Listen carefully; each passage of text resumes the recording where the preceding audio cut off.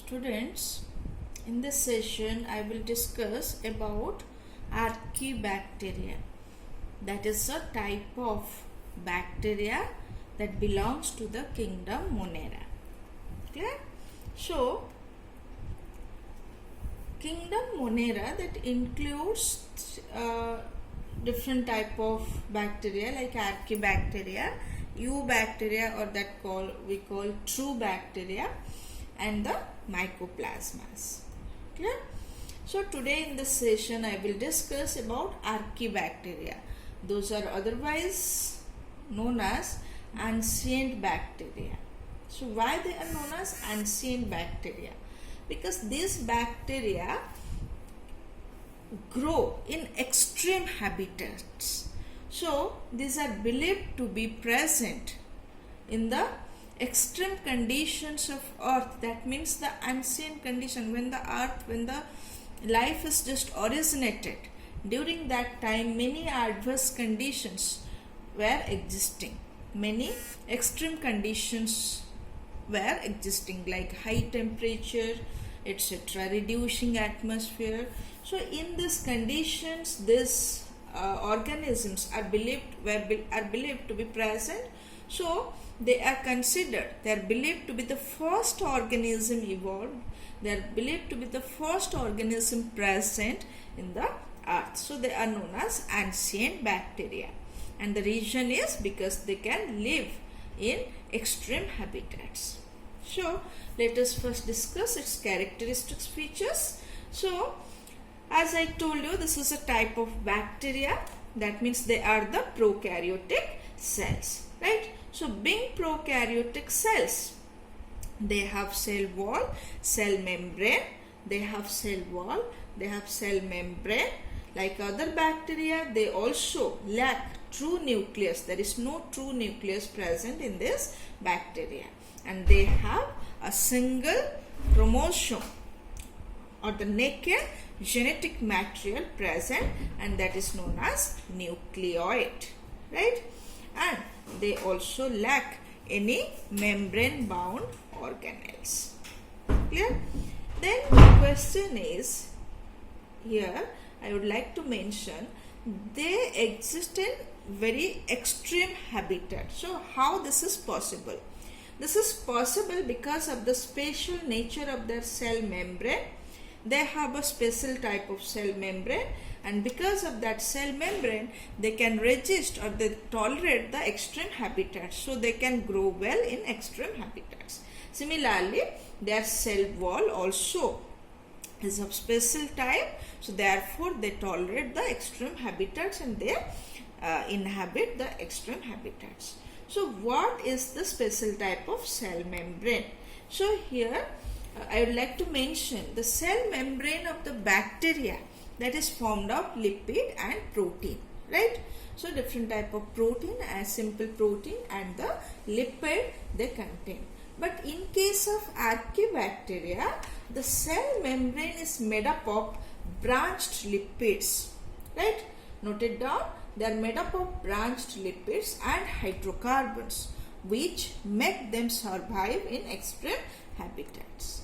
Similarly, here the cell wall, usually in case of bacteria, the cell wall is made up of peptidoglycan, right, and lipid, right?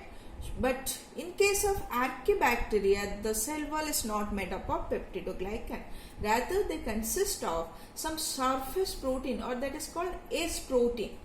That is made up of S protein and pseudomuramic acid, right? So here you can see some of the Archaebacteria contains the cell membrane or the plasma membrane and the cell wall like this, having the plasma membrane made up of branched lipids and hydrocarbons. Outside to it there is a layer of S protein, right? Or that is the layer of surface protein. In some other cases, the plasma membrane that is surrounded by one layer known as pseudomurane or pseudomuramic acid, and that is again layered by or covered by S protein layer. So this type of special cell wall structure and the cell membrane structure make them survive in extreme habitat. Clear? And which type of extreme habitat they survive? They can survive in very high temperature, right? They can survive in very high temperature, like hot springs. They grow in hot springs, they can grow in volcanic eruptions, etc., where the temperature is 100 degrees centigrade or more than that. So how at this high temperature no organism can survive, but this Archaebacteria can survive in the hot springs where the temperature is 100 degrees centigrade, and also in the hot spring usually the acidic content is very high. So the organisms which grow in hot springs are usually known as thermoacidophiles. That means thermo means temperature, acido means acidic, philes means loving. They are temperature loving, they are acid loving. That means they can grow in high acidic condition and also can grow in high temperature. So this type of organisms, this type of Archaebacteria which grow in hot springs are known as thermoacidophiles. Similarly, there are some Archaebacteria, they grow in extreme salty areas, high salt concentration.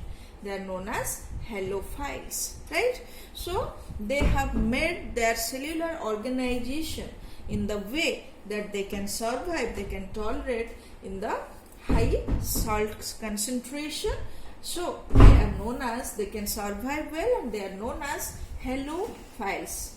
Philes mean loving, halo means salt. So they are the salt loving organisms, right? Then another group of organisms, they usually grow in marshy areas and they are known as methanogens. So why they are known as methanogens? Actually, during their cellular activity, they convert carbon dioxide and water to methane. That means they release methane during their cellular metabolism. So as they release methane, so they are known as methanogens. So this methanogens, they grow in anaerobic conditions, right?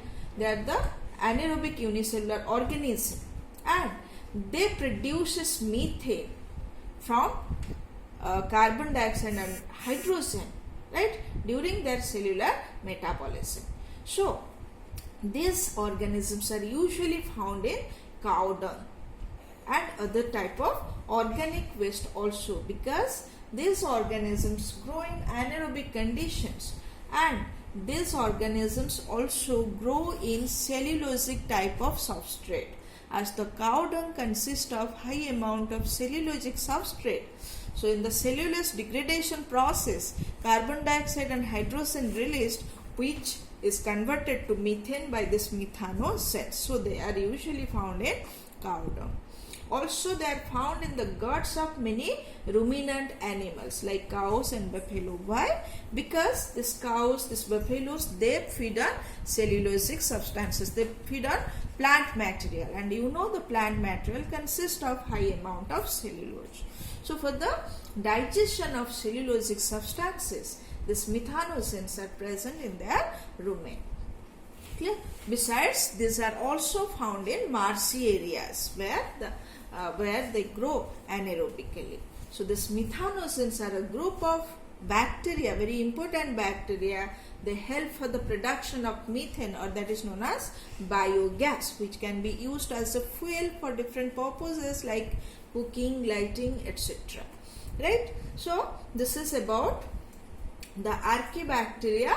So the most important thing about Archaebacteria is they have special type of cell wall structure that I show you, and which is responsible for their survival in extreme condition. Here one more thing also I would like to mention, that because of this special type of cell wall and cell membrane, the Archaebacteria are also not affected by lysozyme.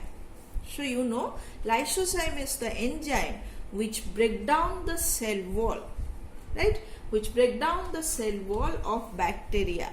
That means they break down the peptidoglycan present in the cell wall of bacteria. So they kill the bacteria.